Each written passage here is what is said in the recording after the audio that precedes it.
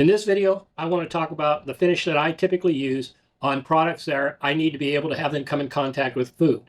If you don't know who I am, I'm Rob Sandstrom, and welcome to my channel if you're new, and if you're returning, welcome back. With that, let's go ahead and get started into the video. It's that point in my project where I'm going to put finish on this board finally. So I've got it all sanded to the grit that I wanted.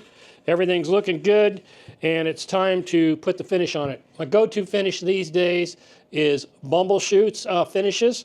There's a couple of them I like to use. One of them is this all-natural wood finish, and I'll use that for the first coat. And then depending on how everything looks when everything is cured up, I may actually go in ahead and put some Beenooba wax on it, Bumblechutes Beenooba wax. This all-natural wood finish is plenty enough to give you a nice finish. And so I'm going to put this on now, and then you typically wait 12 to 24 hours for a little bit of a cure on this before you put on the Beenooba Hardwax. So that's what you're going to see me doing right now, is putting on this all-in-one natural wood finish. And so it's pretty simple, really. The process simply is to get can open first and then apply it. And you can apply it, I like to use these white applicators. This is a hangover from some earlier finish I used to put on, or you can just use a lint-free towel. So I'll be using this to put it on right now, rubbing it in and letting it sit for 12 to 24 hours, and then I'll go ahead and check it and see if I want to put the Beenooba wax on it. I'll give it just a little bit of a stir, but it seems like everything's pretty equalized already. And I'm going to go ahead and put some gloves on. Not necessary, really. Smells really good. Smells like lemons. But I just don't like the gooey feeling. So I'm going to put them on.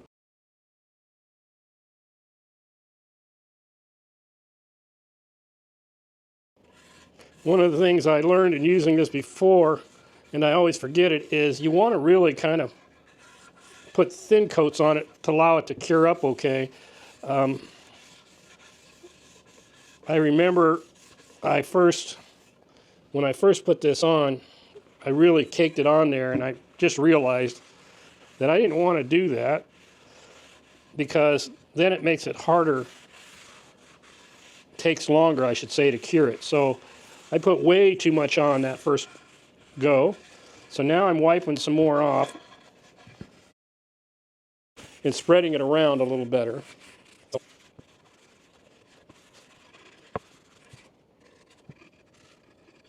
I remember talking to Bumblechutes a while back about applying this stuff, and he had warned about don't put extra heavy coats. Put enough for it to soak in, but don't just slop it all on there.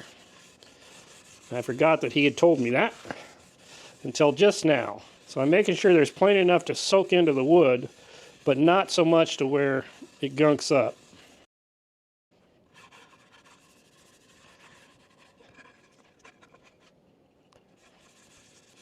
So I'm going to put it on here, and then I'm going to allow 35 to 40 minutes for it to sit, and then I'll come up and wipe off any pools of this fluid. Okay, I'm going to let it sit here for about the next half hour, and then I'll come back, wipe it down a little bit, wipe off any excess, and then let it dry for the next 12 hours or so. And then after it dries, I'll decide whether I go ahead and put the Beenooba Hardwax on it. Just trying to get oil on the edges everywhere so it can soak in as much as possible.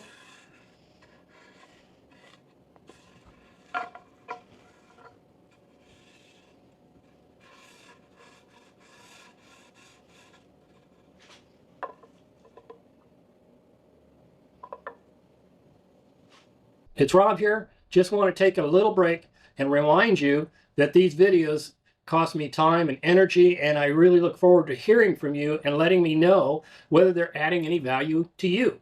So please take the time to like, comment, and share, and if you like what you're seeing, go ahead and subscribe. If you don't do those things, I won't know what you like, and the videos won't get as much distribution. With that, let's go on with the rest of the video. Well, I'm back. It's been about 36 hours, a little bit more than 24 hours. I got distracted with some other things, and I let this thing cure pretty well. And I think it looks pretty darn good. It feels nice and smooth, looks good. Still a little bit on the, I would say, not feeling hard side yet, but that's because it hasn't been 72 hours in curing.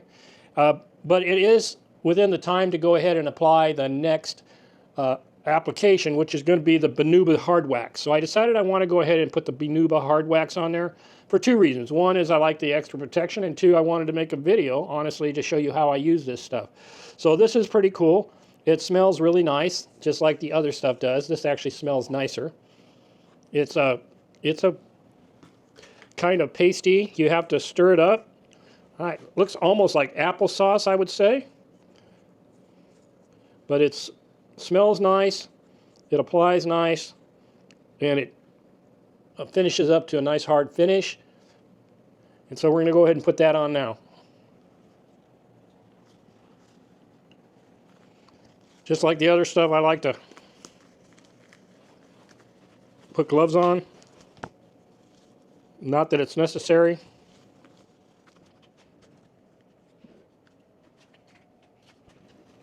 I'll apply it with a small applicator pad.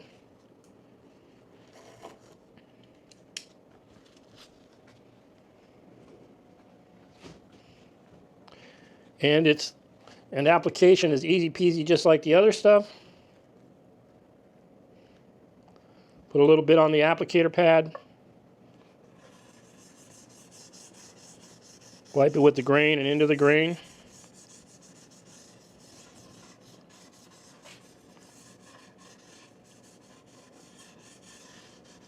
You can see a little bit goes a long way.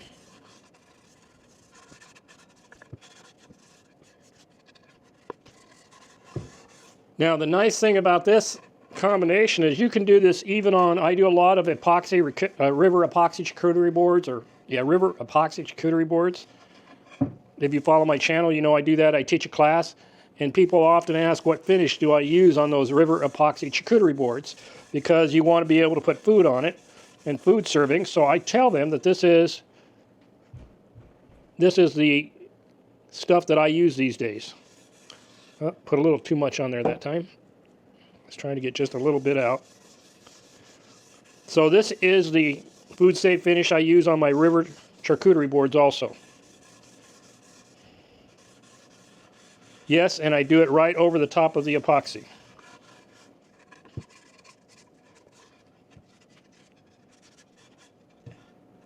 Now once again, light coats rubbed in are the best. And if you're using this for a piece that you're going to give to somebody, a client or somebody, then wait 72 hours for it to fully cure before you give it to the client. And that's pretty much all there is to it. So now I'll set it aside for about 40 minutes or so, and then I'll come back, and I just realized I was holding that upside down. And then I'll come back and rub off any excess and start to buff it out. Well, it's been almost an hour, a little over 45, 55 minutes, and I'm back, and now we're ready to go ahead and wipe this off. Now, there's a couple different ways you can do this. You can just use a cloth, like what I'm going to do, or if I was doing my epoxy, I would probably, after I wiped it all off with a cloth, I'd go ahead and buff it and use a buffing pad to get that extra sheen out of it. And then it has to dry, like I said, 72 hours before you give it to a client.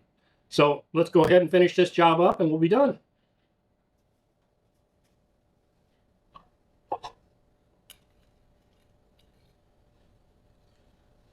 Just like all the other finishes, you really want to take the time to buff this off.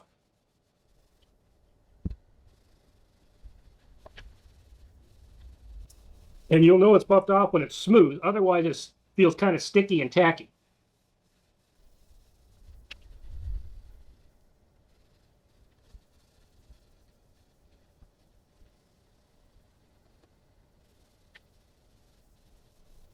Personally, I like going with the grain of the wood, but I don't think that's a requirement.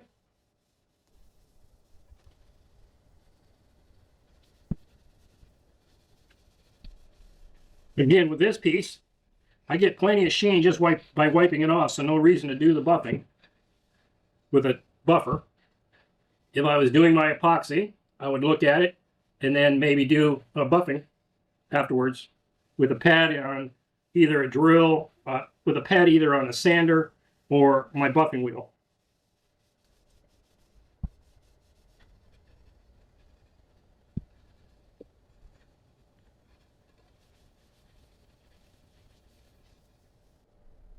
And just that simple, we have a nice, beautiful, smooth finish that will protect this wood for a long, long time.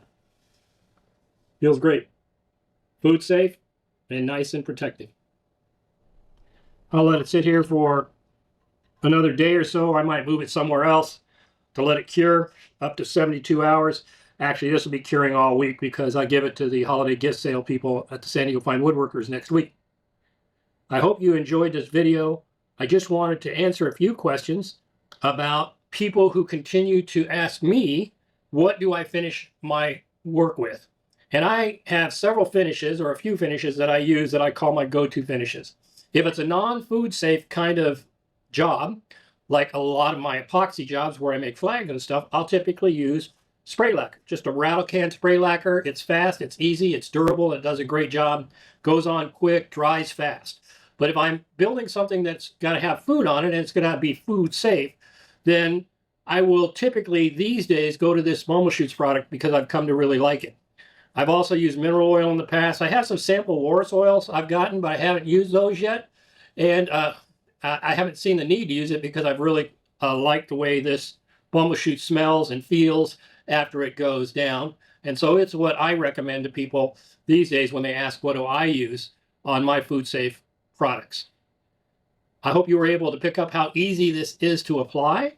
And if you have any comments or questions about what you saw, you know what to do. Just put them in the comments section. And it's always helpful with this channel if you will like, share, and comment. And with that, until we meet in the shop again, have a great day. Go out and make something cool.